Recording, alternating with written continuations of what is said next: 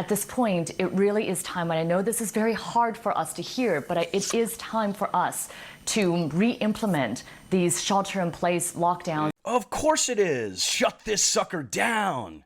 Because I know this woman won't be affected by that, nor will the talking heads on CNN or the celebrities. Walmart and Amazon won't be affected at all. In fact, all of the aforementioned parties will benefit. This, while small business owners and the working class are devastated. These lockdowns are destroying the country's middle class and launching people into poverty at a rapid rate. But that's okay, right, CNN? As long as you can use this crumbled economy as a talking point to get Trump out of office, who cares how many middle Americans lose everything they own and die from myriad issues surrounding stress, addiction, and poverty? This while actually saving 0 lives from the cooties. What, you ask? Locking down at this point isn't going to save any lives? No, it won't, which I'll gladly explain in this video. Welcome to Media Decoded. If you enjoy content like this, I ask that you please comment, like, share, and subscribe. YouTube will never help me get this message out. Instead, they will try to stifle it. Now, without further ado, I welcome you to Media Decoded.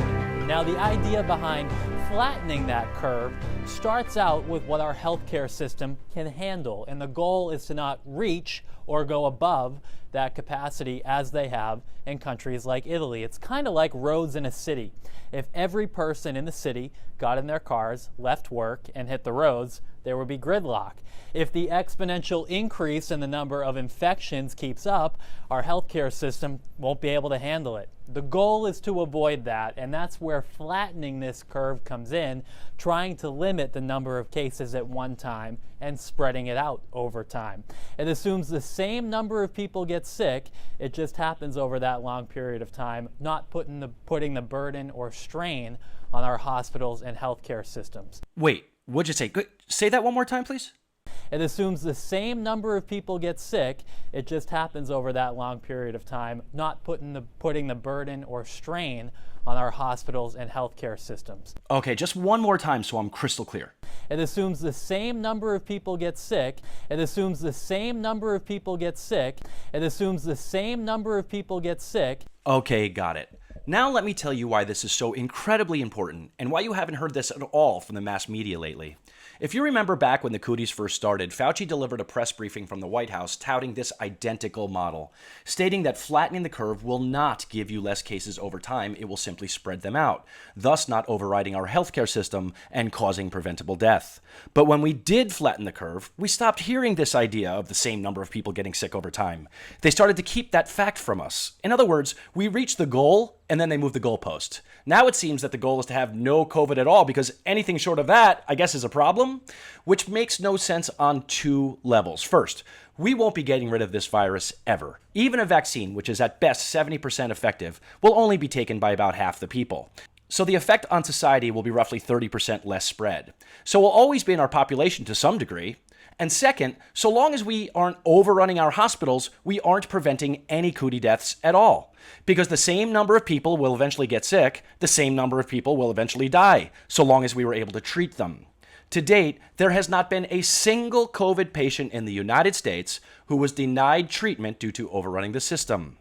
But of course the media switched gears in its message, distorting the facts and hiding the truth to fulfill a political agenda. The new messaging appears to fly in the face of the facts I've just presented, and it's issued with the aim of inciting fear into the public. This is why every time you hear CNN and the mainstream media tout things like, if we wear a mask and shut down, we could save X number of lives, which is by itself a false statement. So what they do is they always put a time frame on it. Watch and pay attention to this next time you watch the news or Google and read about these life-saving measures. Every time they tell you how many lives all these precautions are saving, they always put a date on it. So you hear something like this: if we take the proper precautions, we can save 40,000 lives by October. Well, I'll show you an example of this, and we'll talk about how deceptive and manipulative this tactic is. New at 6, CBS 17 digital data reporter Jody McCreary is digging deeper to find out how many lives we could save in North Carolina by wearing masks. One leading model says over the next 3 months, we could cut the number of COVID-19 deaths in our state in half simply by wearing masks. You see, every time you hear about precautions saving lives, you hear about a date which accompanies it. A true report would say, if we wear masks and follow guidelines, we won't save a single life in the long run. You see, so long as we don't overrun our healthcare system, we won't save any lives with these precautions in the long run. In fact, the goal shouldn't be slowing the virus down as much as possible, because then we would be locked down forever and eventually still get the same amount of cases and the same amount of deaths. The goal should be to have it spread as quickly as it can, while at the same time not overrunning our healthcare system. This way our economy is hampered for less time and we didn't lose a single life over it. So you fully understand, if we saved 30,000 lives by October, the same 30,000 would still eventually die. They would just die at a slower pace over time. And then in the end, not a single life was saved, but they won't tell you that. Understand that this messaging, which lacks honesty, has a purpose. It always does. Our media is in the hands of our political parties, which are in the hands of big business. It's all about power. And by listening blindly to the media, we will eventually give it all up willingly. They couldn't think less of us. And the sooner you understand that, the sooner you can be part of the solution rather than part of the problem. Now, before we get to the next video clip, I want to show you some points of fact. Here's the curve we were told that we wanted to avoid. You see there's a huge spike, and then it drops off dramatically. And here's New York's curve of death. Does that curve look flat to you? I don't think it does, and in fact, it's a mirror image of what we were looking to avoid. Keep in mind that the media praises Cuomo for the job he's done, but it doesn't look like he did that good of a job. Rather, it looks like the virus came to New York and killed everyone it could, burning like fire through dry brush. And once it burned through the forest, there was nothing left to burn. Evidence of this is in the statistics coming out of the percentage of New Yorkers with antibodies. Looks like almost 70% of those tested already had the virus at some point and just didn't know it, which means that the case count in New York was dramatically underrepresented. The true sign of how many cases you have in your community isn't the case count, it's the death count. True, the death count lags, but it will always be the more accurate indicator because it represents a flat line value. As you can see, at its peak, it was killing 1,000 New Yorkers a day, nearly 10 times the rate of states like Florida. Now let's compare the graph of one of the current hotspots like Florida. At its peak, which by the way looks to have already been reached, it's only killing 150 people a day. A fraction of the dead New Yorkers. And the media is flipping out. And oh, by the way, if you juxtapose Florida's graph with New York's, you can see just how they differ. Also, how much flatter the curve is, especially since it looks to be flattening again after this tick upwards. Please keep in mind that Florida's population is actually greater than New York's, so draw your own conclusions. Ask yourself, which curve looks better to you? Now also keep in mind that the media has praised the hell out of Cuomo and is lambasting the governor of Florida. Go figure. So now let's get to our last clip and take a look at how CNN reports on the red states. The one they reported on today was Georgia. It's one of the first states to reopen. Infections are surging there now. Yeah, I guess you can say they're surging, but it also looks like the surge has hit its peak and is leveling off, if not coming down. Yet they are reporting on the surging. Note, in a minute, he'll cite how it's doubled since April and not mention anything at all regarding the fact that in the last month, it's leveling off and even dropping. We spent days poring over the data here in Georgia, and it just really doesn't look good, Jim and Poppy, from hospitalizations to new daily cases and, how can I make this sound as bad as possible? these numbers here continue to rise, showing no sign of decreasing. That's funny, because it sure looks like, when we look at the most recent data regarding Georgia, it shows that they have not only already reached their peak, but seem to be leveling off and even dropping. If Georgians still had any doubt about the worsening pandemic in the state, recent COVID-19 numbers are reason to worry. New daily cases have doubled. So they show a graph that starts at July 21, and it looks like all the increase happened pretty much 2 weeks after. And by July 3rd and in the last 2 months, it looks like they've had a relatively flat line. Curve looks pretty flat to me, especially when we consider what New York's graph looked like. What you're looking at here is an example of flattening the curve. Seems like they're succeeding. But the reporting here is the governor's doing a terrible job and you citizens better be very afraid. Georgia is shattering single-day records with around 3,000 new cases reported almost every day in the last week. This is just ridiculous. Look at this chart. I don't know what you see, but what I see is not a flattened curve. I see no curve at all. Not only this, but it looks to be trending downward. But didn't this reporter just tell us he's been digging through the data and quote unquote, it just doesn't look good? I mean, are we in the Twilight Zone here? If you're having the same number of cases every day for a long period of time, that's a good thing, especially when you see it's starting to trend down. But the report is, it's smashing records every day. Well, it's smashing records because it hit its peak, and then it completely leveled off, which is a good thing, and now it seems to be going down.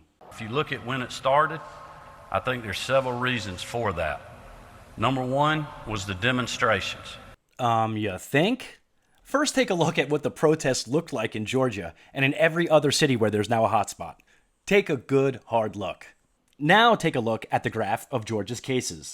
The black arrow on the left represents the reopening of Georgia. And it wasn't a soft reopening, mind you. It was aggressive as hell. No phases, just open it all up. And they caught hell from the media. But as you can see, there was virtually no rise in cases over time. Well, not until the red arrow, which represents, guess what, the start of the protests. So you can draw your own conclusions here. Was it their reopening that caused the spike, or was it the protests? Number two, because of the demonstrations, that sent a message to people that, hey, it's all right to get out again. Yeah, that sounds about right. I know that's how I felt. You let all these maniacs tear up the city and you're not going to let me go to the park? So I think the problem is that Georgia has been acting somewhat psychotic. Well, if you're talking about the protesters and rioters, I fully agree. But I don't think you are, which makes you insane. Harvard professor Dr. Thomas Tsai says the way in which Georgia state health officials interpreted data may have given a false sense of confidence, poorly informing policy decisions like reopening earlier than recommended. That's right. It was all the reopening and government mismanagement that caused the rise in cases in Georgia. It had nothing to do with the protests, which you completely failed to mention, by the way. But pour praise on Cuomo for his miraculous job in leading the country's death count by a factor of 10 and having the biggest spike in the least flattened curve in the entire nation. You people are bat nut crazy, man.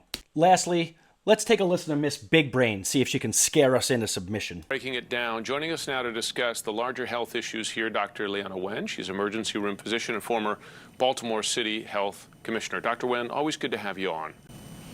Well, right now, in the time that it's going to take us to have this conversation, at least 2 Americans will die from COVID-19. And here's a graph of the death count in America, showing that 3 months ago, it would have been 6 people dying rather than 2. Now, correct me if I'm wrong, but that sounds like a decrease. And we are not even seeing the peak of this pandemic yet here in the U.S. Okay, take a look at this graph. It's the death count in America. And remember that case count is wildly inaccurate because we can never know how many cases are in a community. The more you test, the more you find. But death count holds true and will always represent a similar percentage of the actual cases. Knowing this, doesn't it look like we've peaked already back in April, months ago? Although we may see some uptick as we all get back to our lives, the idea that we haven't yet peaked is absurd. I could be wrong, but from the looks of it, we're in no danger of reaching 3,000 deaths a day. Not ever again, which by definition would mean we've already peaked. Well, that's all I got. I hope you enjoyed, and if you did, please take a moment out to like, share, and subscribe to my channel. A little bit from you goes a long way. Like I said, YouTube does not help me at all in regards to their algorithm. You could also follow on Twitter at Media Decoded. And lastly, I just want to thank you so much for tuning in to Media Decoded. CNN, take us out. And at this point, it really is time, and I know this is very hard for us to hear, but it is time for us to re-implement these shelter-in-place lockdowns. And so I know that we've done this before, but we have to do it again.